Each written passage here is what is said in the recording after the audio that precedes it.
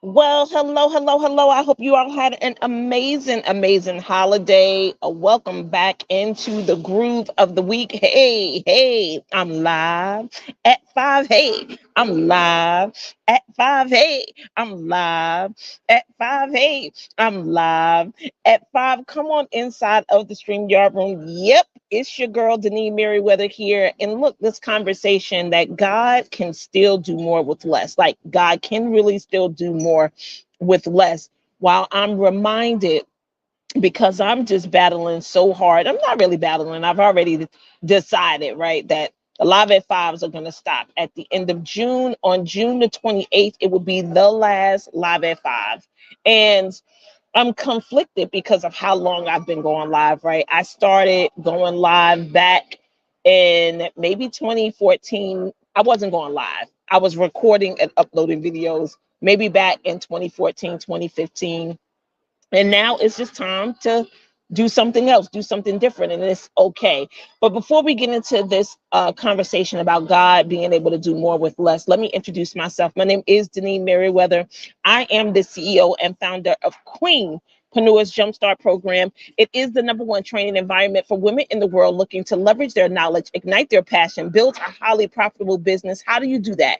By building your courage, your confidence, and your competence to accept, believe, and commit to what it is God has called you to do. Ultimately, that's why we're here, is to be his hands, his feet, his arms, his legs, and all the things that he wants us to accomplish before we leave here in his stead, because he died for us. So listen, so while we're starting this conversation about God can still do more with less and honoring your thoughts, and as I started to say, the battle of letting things go, put it in the chat. Sometimes it's a battle to let things go, but I want to encourage you to let it go, especially when it's not netting, when it's not benefiting, when it's not having the results that you wanted to have. And that's what's happening in my case. Like if it was still um, generating the viewership or the engagement that had happened in the past, I would still be doing it hands down. But my people have grown. I have grown.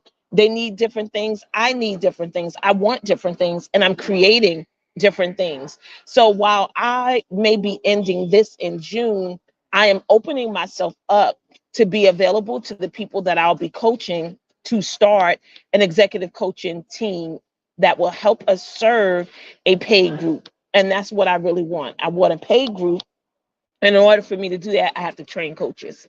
So that's where I'm going to be giving my energy to, moving into the latter part of this year, starting in June and all the way to December. So let's just talk about this whole thing that God could do more with less. The first time that I encountered this was when I actually left my radio job the first time, maybe back in 2006. And I did it based on my spiritual life, right? It was just conflicting. Being in the nightclubs every night, saying that I proclaim and profess the name of Jesus just didn't align. So something had to change. And the thing that had to change was, or the person that had to change was me. I had to change my surroundings. I had to change what I said yes to. I had to change what I was comfortable doing. And being in the nightclubs was something that I was no longer comfortable doing, not standing and proclaiming the name of Christ. So I circled a date on the calendar and I left. And when I did that, I had tons of financial challenges, right? And sometimes when we make a decision, a spiritual decision, we don't feel like it's fair to have challenges, right? Because that's how I felt. Like, come on, Lord, like I did this in your name for your honor to represent you well. Why am I struggling? Why is this such a hardship? Why am I having such a hard time? Put in the chat, God can still do more with less. Um, so I stayed in that space for a long time, right? And I just was at home. I was sending out resumes. I was building skills, right? I was applying for jobs, but things weren't coming through. And the bank account was just going lower, lower, lower, lower, almost to the point where I had to stop watching it, right? Like just totally handed it over, like, okay, John, you got it. I can't look. I can't watch anymore, right? To see our account depleting. And so after getting down to our last $200 in the bank, I was blessed with a job, but it was a $20,000 pay cut. Now, if you're thinking like me, okay, wait a minute, Father. I walked away from a job that I felt wasn't representing you, what I stood for, or what I was proclaiming. And instead of being blessed with something greater or more, I am blessed now with a job that's paying less. Do you get that? And what I understood in that moment was who I needed to depend on, what lessons could I learn. But it took me a minute to get to that point. But I say that when I got that job, getting paid $20,000 less, do you know I had more things, more new things? I had a newborn baby. My family had two new cars. I mean, God was giving me more opportunities. I was really, really in a situation where I saw him do more with less. So I want to encourage you when it's time to let go of something, when it's time for you to move on to bigger and greater things, I don't want you to be afraid. I want you to be able to, number one, let it go.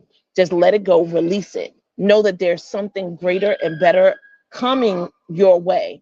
And you may not be able to see, remember honoring your thoughts. You may not be able to see it as something greater and better because of your mindset of what you think better is, what you think success is, or what you think is a great opportunity. But you got to release those thoughts that you have and embrace what it is that God is bringing towards you because he knows what's best for you.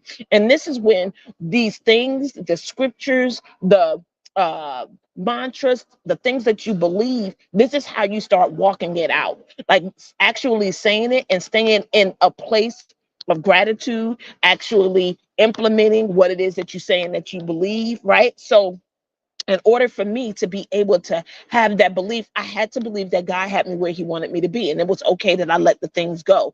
And it was okay that I moved away. And it was okay that I quit. And it was okay that all these things happened. And you best believe that he gave me an opportunity to experience that again during the pandemic, right? Letting things go, letting the area go, letting North Carolina go, letting the house go, letting all these different things go so he could actually place me or I could be in the place that he wanted me to be. And the first time I had this conversation, it was with Stephen, and he was telling me that God could do more with less. And then I just started eliminating things. Well, here we go again. This is going to be something else that's going to be eliminated so I can have time to work on the things that God wants me to work on now. And it doesn't mean I'm going away. I'm not going away. And here's the thing, even though you let things go, do you know that you could create your own revolving door? And this may bring comfort to some people. Maybe the number two, you could create your revolving door, meaning if you change your mind, if you want to go back to doing something that you stopped doing, guess what you could do? Just start doing it again. And that's how I feel. Like I don't have to feel bad like I'm losing something. I can always go through the revolving door and do it again or pick it back up, but I don't see that happening. I think it'll be something different. But I just want that to be number two, like creating a revolving door. If it's stopping you, something in your mindset is stopping you from letting something go, then make it a revolving door. Create a revolving door. Create something, an opportunity that you know maybe it's not the exact same thing, but I could do something similar. And finally, I want you to trust the process, right? Trust the process, trust your decision, trust yourself. When you know that it's time for you to do something different, trust yourself. Like when I actually decided to go after this new thing, with like the story I was telling you earlier, when I quit the radio station, I wanted to become a meeting planner.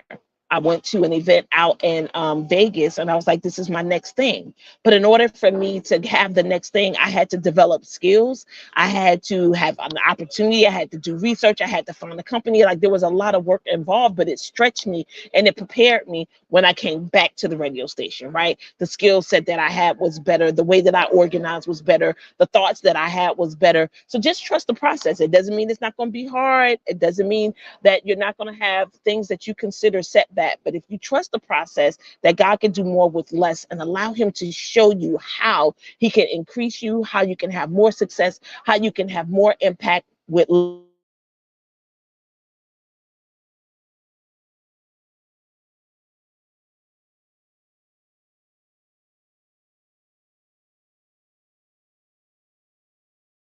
less. I had to clean and dust and move and all these things. And I'm like, wow, I do still have a lot of things, but guess what? I still want more things. But maybe I need to give away some things before I get more things. Or maybe there's a new organizational system for the things that I have. But I just want to say that you can let it go. You could create a revolving door, and you need to trust the process. Okay, just enjoy these last conversations we're going to have for the rest of this month and for the rest of June. But on June the 28th, this door closes, and I'm going to miss it, but I ain't going nowhere. And if you want to spend time, think about how we can spend time together, right? I'll have classes that you can invest in. You can have always have one-on-one sessions, and or you could be a part of this executive coaching community that's gonna be dropped and launched in the month of June.